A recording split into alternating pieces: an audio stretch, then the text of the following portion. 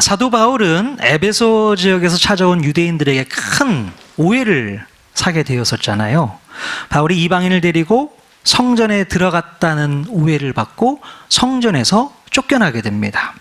자, 어느새 몰려든 유대인들로 인해서 바울은 유대법으로 처형을 당하게 될 위기에 놓여 있습니다.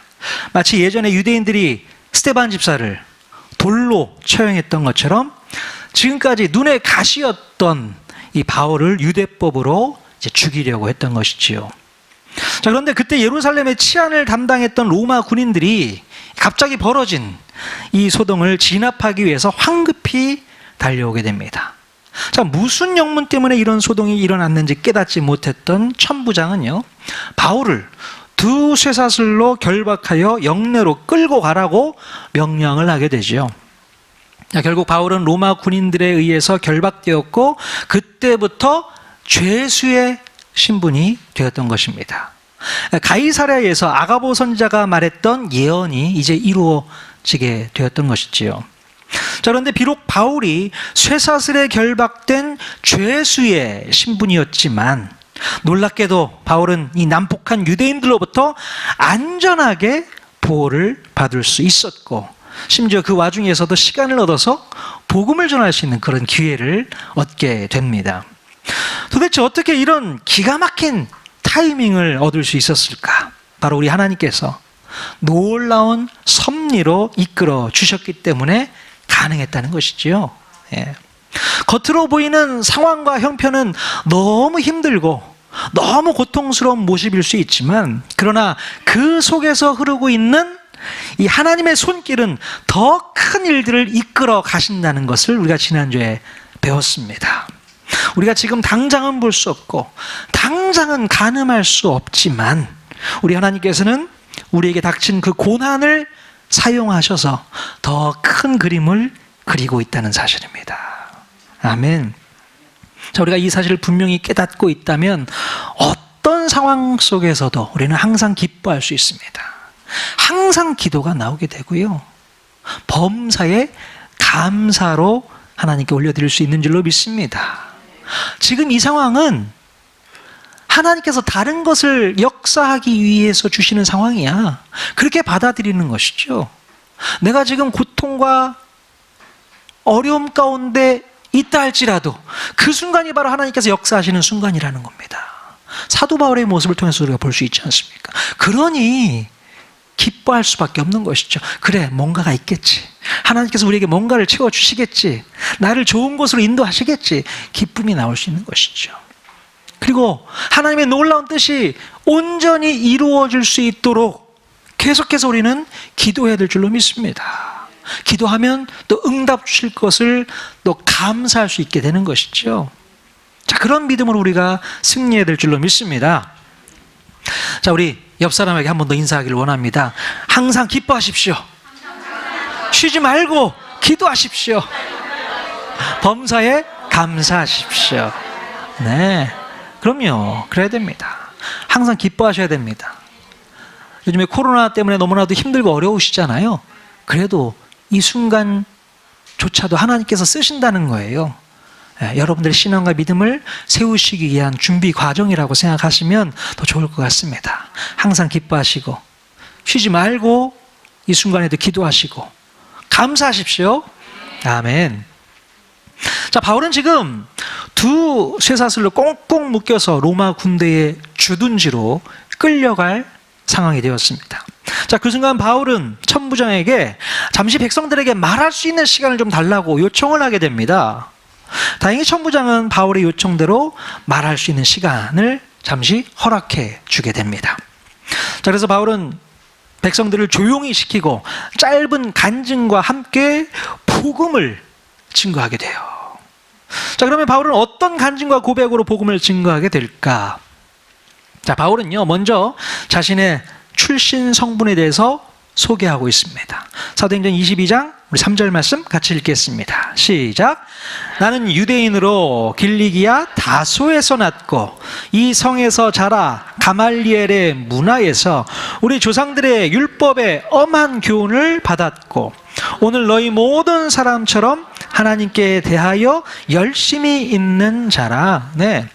바울은요, 자기 자신이 유대인의 혈통이다, 이렇게 이야기하고 있어요. 물론 디아스포라 유대인이었지만 유대인의 혈통을 가지고 있다, 그렇게 얘기를 하고 있고요. 나는 작은 촌동네가 아니라 길리기아 다소라는 대도시에서 살았던 사람이야. 그리고 또 한 가지, 가말리엘 문화에서 제대로 된 교육을 받았다고 자신을 소개하고 있습니다. 나 명문대 출신이야, 그 얘기잖아요. 자, 그리고 율법에 대한 엄한 교육을 받았고 하나님께 열심히 있는 사람이었다고 본인을 소개하고 있습니다.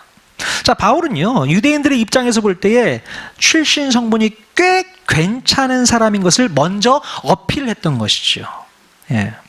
어쩌면 대부분의 유대인들보다도 자기가 더 율법의 정통에 있다는 것을 알리면서 자기에게 쏟아졌던 그 오해들에 대해서 해명하려고 하는 의도도 있었을지 모릅니다. 자, 이 정도로 소개를 했으면 듣고 있던 유대인들이 귀를 기울이지 않았을까 싶습니다. 도대체 전 양반이 무슨 얘기를 하려고 저렇게 하고 있나 궁금해했겠죠. 자, 바울은 이제 본격적으로 자신에 대한 간증을 시작하게 됩니다. 자, 처음에 바울은요, 자신이 어떤 사람이었는지를 설명하게 되죠. 자, 4절 말씀 같이 읽겠습니다. 시작. 내가 이 돌을 박해하여 사람을 죽이까지 하고 남녀를 결박하여 옥에 넘겼노니. 네. 바울 자신도 원래는 예수님을 믿는 사람들을 죽이고 결박했던 사람이었다는 거예요. 그 얘기를 하고 있습니다. 내가 여러분들보다도 더했지 덜하지는 않았을 거다, 그 얘기를 하고 있습니다. 자, 그런데 어느 날 예수 믿는 사람들을 잡아오기 위해서 다메섹으로 가던 도중에 호련히 하늘로부터 큰 빛이 둘러 비치면서 음성이 들렸다, 그 얘기를 하고 있습니다. 무슨 음성이 들렸습니까? 7절 말씀 같이 읽겠습니다. 시작. 내가 땅에 엎드러져 들으니 소리 있어 이르되 사울아 사울아 네가 왜 나를 박해하느냐 하시거늘. 바울이 뭐라고 대답합니까? 다음 절. 자, 내가 대답하되 주님 누구시나이까 하니 이르시되 나는 네가 박해하는 나사렛 예수라 하시더라. 네. 부활하신 예수님과 대화하는 장면이잖아요. 대화하는 장면이죠. 자, 그 순간에 바울 주변에 있던 사람들은요, 그 빛을 보기는 했었는데 하늘에서 울리는 음성은 듣지 못했다고 이야기를 하고 있습니다. 자, 그런데 그 음성이 바로 누구였다고요? 바로 우리가 십자가에 못 박았던 그 예수님의 음성이라고 바울이 설명했습니다. 바울은 오래전부터 우리 유대인들이 기다렸던 그 메시아, 선지자들이 예언했던 그 메시아가 바로 나사렛 예수님이시라는 것을 알리게 됩니다. 바로 이 말을 좀 하고 싶었던 거예요. 그렇게도 유대인들, 바로 그때 당시에 유대인들에게 이 얘기를 꼭 하고 싶었던 것입니다. 여러분, 그때 시대를 살고 있던 유대인들은 우리 예수님에 대해서 어떻게 이해를 하고 있었을까요? 예수님은 누구라고 생각했을까요? 예, 바로 유대인들은요, 나사렛 예수가 신성을 모독하고 로마에 대한 반란죄로 십자가형을 받아서 처형당한 이단의 괴수라고 생각을 하고 있었습니다. 자, 그런데 그 예수가 바울에게 찾아와서 이런저런 이야기를 했다는 것이 당연히 터무니없이 들렸겠죠. 예, 말도 안 되는 소리를 하고 있는 것입니다. 자, 그래서 바울의 간증을 듣던 유대인들이 갑자기 어떤 반응을 보였습니까? 자, 22절, 23절 같이 읽겠습니다. 시작. 이 말하는 것까지 그들이 듣다가 소리질러 이르되 이러한 자는 세상에 없애버리자, 살려둘 자가 아니라 하여 떠들며 옷을 벗어 던지고 티끌을 공중에 날리니. 예, 유대인들은 더 이상 이 바울의 말은 들을 가치가 없다고 여기고 야유를 쏟아붓게 됩니다. 결국 바울은 자신의 간증을 다 끝내지 못하고 로마 군인들에 의해서 끌려가게 되죠. 자, 바울은 정말 짧은 시간이었지만 자기 자신이 예수님을 그 만난 사건을 이야기했던 것입니다. 물론 사람들이 자신의 말을 귀담아 들을 것이라고는 생각을 못했을 것입니다. 그러나 그럼에도 불구하고 바울은 이 간증을 자기 동족들에게 꼭 전하고 싶었어요.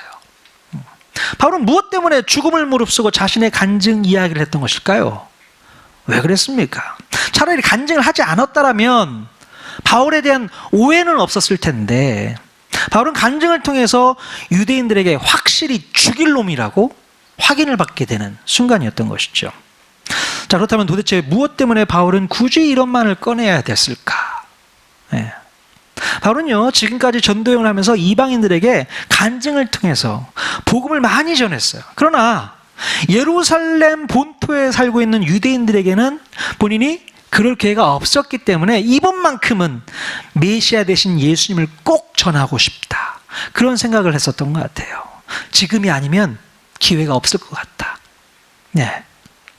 자, 이렇게 우리는 바울의 간증을 다시 들을 수 있었습니다.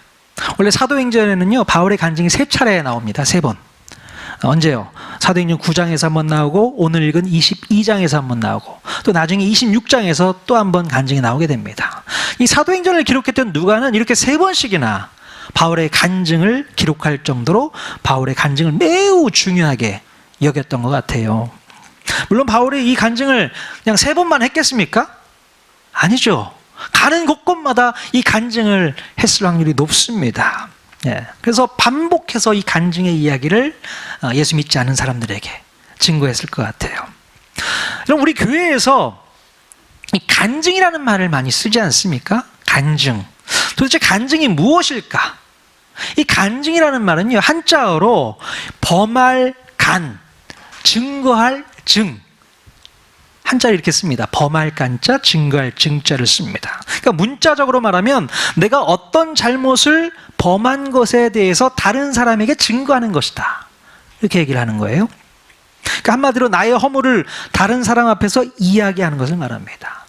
그러니까 간증을 한다는 것은요, 하나님을 만난 후에 발견한 자신의 허물과 잘못됨을 고백하고 그 이후에 그 잘못을 어떻게 내가 고쳐 나갔는지를 사람들에게 말하는 것, 이것이 간증입니다. 네. 자, 그러므로 반면에 우리는요, 하나님을 만나기 전까지는 간증을 할 수 있을까요, 없을까요? 하나님을 만나기 전에는 간증을 할 수가 없다는 겁니다. 하나님을 만나기 전에는요, 내가 죄인이라는 사실을 알 수가 없어요. 내가 죄인일지도 모르고 있단 말이죠. 내가 잘못했다는 것도 깨달을 수 없습니다. 오로지 나는 그냥 꽤 괜찮은 사람이다라고만 생각을 하기 때문에 그렇습니다.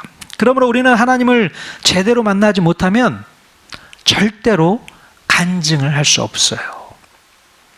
자, 그런데 이제 살아계신 하나님을 만나고 보니까 이제 그게 아니라는 사실을 깨닫게 되는 것이죠. 주님을 만나고 보니까 내가 지금까지 잘못 살아온 것이 깨달아지고 내가 얼마나 큰 죄인이었는지를 비로소 알게 되는 것입니다. 그리고 이제 다시 거듭나서 새로운 인생을 살게 되었다고 고백하는 것입니다. 이것이 바로 우리가 말하는 간증의 패턴인 것입니다. 자, 오늘 살펴본 바울의 간증을 보면 바로 이런 패턴으로 진행되는 것을 알 수 있어요. 처음에는 자기 자신이 얼마나 악한 삶을 살았는지를 몰랐다는 거잖아요. 그리고 자기 자신이 의에 사로잡혀서 꽤 괜찮은 삶을 살고 있다고 생각을 했다는 것입니다. 자, 그러나 이제 부활하신 예수 그리스도를 만나고 나서부터는 자신이 얼마나 큰 죄인이었는지를 확인할 수 있게 되었다, 그 얘기를 하고 있어요. 자, 그래서 그때부터 주님을 위한 삶을 살기로 결심하고 지금까지 최선을 다해 살아왔다고 바울이 고백하고 있습니다. 자, 그런데 요즘에 교회 안에서 보면 이 간증에 대해서 잘못된 태도를 갖고 있는 분들이 간혹 있습니다. 자, 어떤 분에게 간증을 좀 해보시라고 요청을 하면요, 간증을 못한다고 해요. 간증할 게 없다고 얘기를 합니다. 예, 간증할 게 없다고 말하는 게 맞는 거예요, 틀린 겁니까? 간증할 게 없어요. 여러분, 간증할 것이 없다고 하면요, 내가 죄인인 것도 여전히 모르고 있는 것이고 내가 예수님을 만나서 어떻게 변화되는 삶을 살고 있는지도 모른다는 거예요. 간증할 것이 없는 분들이 계시다 한다면 그럼 다시 시작하셔야 됩니다. 신앙생활을 처음부터 다시 시작해야 돼요. 아무것도 모르고 있다, 이 얘기입니다. 하나님을 만난 흔적이 전혀 없다는 얘기예요. 자, 그리고 또 한 가지, 이 간증은요, 어떤 특별한 사람만 하는 것으로 오해하는 분들이 있습니다. 뭔가 은혜가 되고 도전이 되고 감동이 되는 간증만 간증이라고 생각하는 것, 이것도 잘못된 태도이겠죠. 막 은혜가 되고 막 마음 가운데 감동이 일어나는 그런 간증을 들어야만 진짜 간증이라고 생각하는데 그게 아니라는 겁니다. 특별하지 않은 간증이 하나도 없습니다. 여러분, 특별하지 않은 간증이 하나도 없어요. 여러분의 간증은 모두가 다 특별하다는 것을 깨달을 수 있기를 바랍니다. 왜 그렇습니까? 왜냐하면 여러분을 구원하시고 새로운 인생을 살게 하신 바로 우리 예수님이 특별하기 때문에 그렇습니다. 그러니 예수님을 만난 그 사건은 우리에게 놀라운 간증으로 나올 수밖에 없는 것이죠. 감동이 없다고요? 도전이 없다고요? 천만에요. 여러분의 간증은 특별합니다. 특별한 예수님께서 여러분의 간증을 복되게 하셨기 때문에 그렇습니다. 여러분, 남자들이 죽을 때까지 두고두고 하는 얘기가 뭔지 아십니까? 군대 얘기. 어떻게 이렇게 잘 아세요? 저도 설교할 때 보면 군대에 있었던 얘기를 예화로 쓸 때가 참 많이 있는 것 같습니다. 자, 그래서 여자분들이 가장 듣기 싫어하는 말이 뭔가? 3위가 축구하는 이야기, 2위가 군대 이야기. 자, 1위 뭡니까? 군대에서 축구하는 이야기. 야, 남자들은요, 군대 가서 고생했던 일들이 잊혀지지가 않는 거예요. 제일 처음 고생한 게 군대거든요. 그래서 잊혀지지 않습니다. 그래서 오랜 세월이 흘러도 두고두고 군대 얘기를 꺼내는 게 바로 그런 이유 때문에 그렇습니다. 자, 그런데요, 그깟 몇 년 고생한 것 가지고 평생을 꺼내서 얘기하는데 정작 우리의 죄를 위해서 십자가에 달리신 우리 예수님의 이야기는 꺼낼 생각도 하지 않는다면 이게 어떻게 된 겁니까? 그럼 이것처럼 감격스럽고 감동스러운 얘기가 어디 있겠어요? 예수님을 만난 그 감격, 그 감동. 자, 그런데 우리가 예수님을 처음 만나고 나서도 할 말이 없다면 이게 뭐가 문제가 있는 거 아니겠습니까? 문제가 있는 것이죠. 아마도 우리가 예수님을 제대로 만난 적이 없거나 그냥 머리로만 예수님을 인지하고 있는 정도가 아닐까 싶습니다. 자, 그래서 저는 여러분들이 주님을 만난 간증을 언제라도 꺼낼 수 있어야 된다고 생각을 합니다. 그것처럼 큰 사건이 없어요.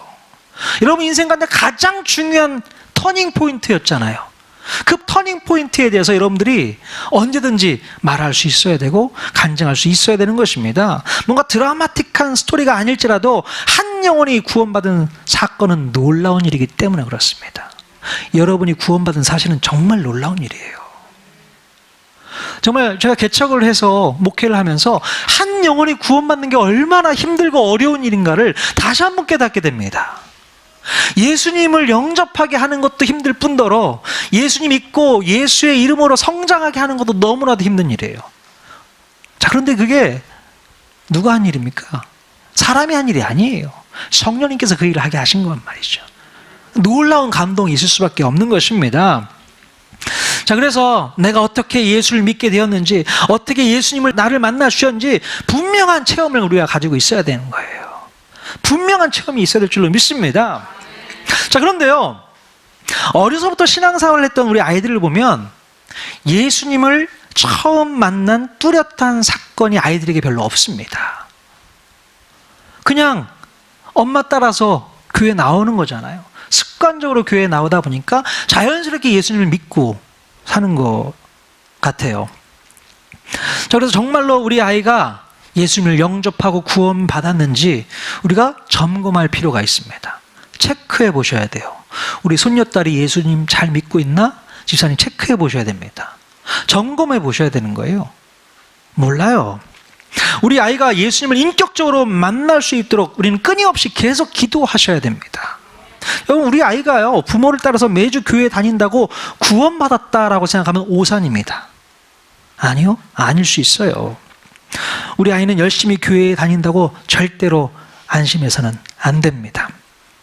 여러분, 그러면 그 아이가 정말 예수를 잘 믿는 아이인지 언제 우리가 알 수 있을까요? 그 아이가 부모의 품을 떠났을 때 알 수 있어요. 혼자 신앙생활을 할 때 정말 신앙생활을 잘하고 있는지. 그래서 아들들 같은 경우는 군대 가면 그게 딱 차이가 나는 거거든요. 군대 가서 하나님을 멀리하는 경우가 많이 있습니다. 또 멀리 학교 다니는 친구들 있잖아요. 대학교 들어가서 타지로 유학을 가는 친구들을 보면 엄마 아빠 떨어져서 신앙생활을 제대로 하나, 그게 궁금한 거죠.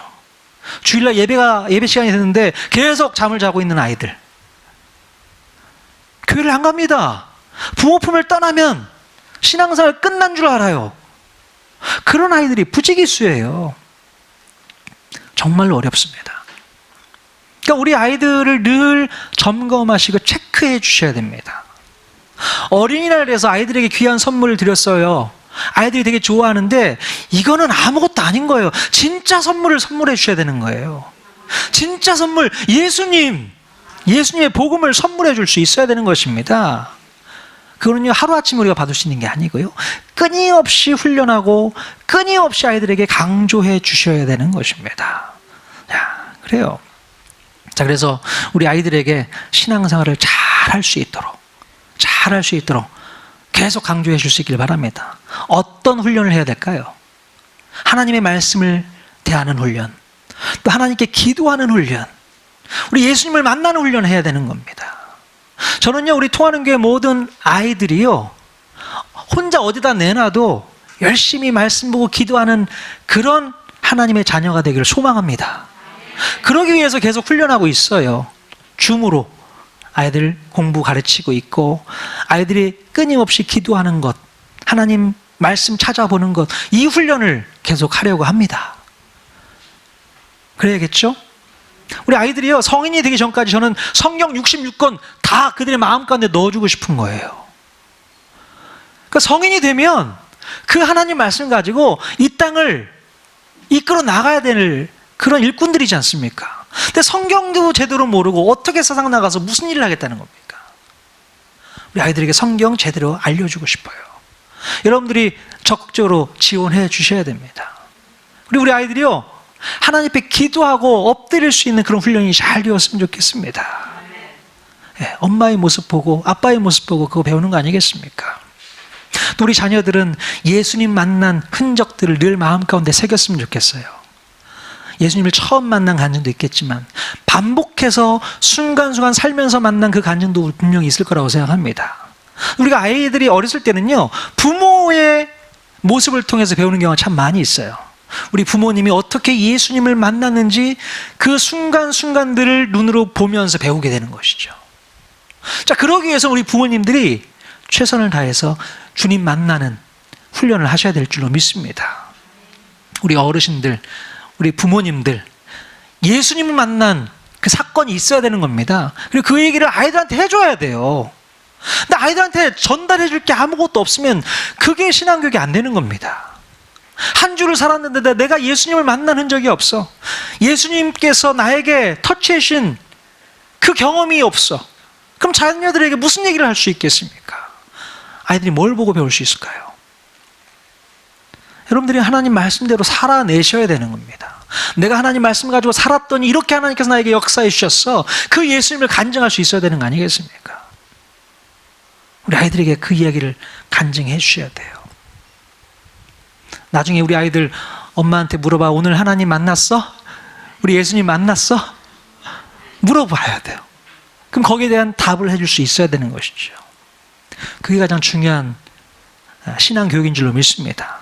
신앙교육은요, 가정, 교회 같이 이루어져야 되는 겁니다. 교회에서만 신앙생활 할 수 없어요. 요즘 코로나 시대에 교회는 얼마나 와요?